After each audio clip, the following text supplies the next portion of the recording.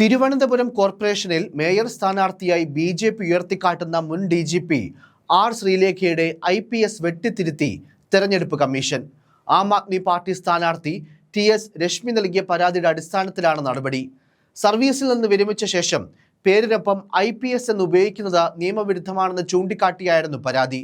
ഇതിന്റെ അടിസ്ഥാനത്തിൽ കുറച്ച് സ്ഥലങ്ങളിലെ പ്രചാരണ പോസ്റ്ററുകളിൽ ശ്രീലേഖയുടെ പേരിനൊപ്പം IPS എന്നെഴുതിയത് കമ്മീഷൻ മായ്ച്ചു. ഇതോടെ ബി.ജെ.പി. പ്രവർത്തകർ രംഗത്തെത്തി ബാക്കിയിടങ്ങളിൽ റിട്ടയർഡ് എന്ന് ചേർക്കുകയും ചെയ്തു. ശാസ്തമംഗലത്തെ ബി.ജെ.പി. സ്ഥാനാർത്ഥിയാണ് ശ്രീലേഖ. പേരിനൊപ്പം IPS ഉണ്ടെങ്കിലും ഇല്ലെങ്കിലും എല്ലാവർക്കും തന്നെ അറിയാമെന്ന് ശ്രീലേഖ ഇതിനോട് പ്രതികരിച്ചു. ശ്രീലേഖയുടെ പോസ്റ്ററുകളിലും ഫ്ലക്സുകളിലും IPS എന്നും ചുവരെഴുത്തിൽ IPS റിട്ടയർഡ് എന്നുമാണ് രേഖപ്പെടുത്തിയിരിക്കുന്നത്. തെരഞ്ഞെടുപ്പ് ഓഫീസിന് മുന്നിലെ ബോർഡിൽ ആർ. ശ്രീലേഖ എന്നു മാത്രമാണ് എഴുതിയിരിക്കുന്നത്.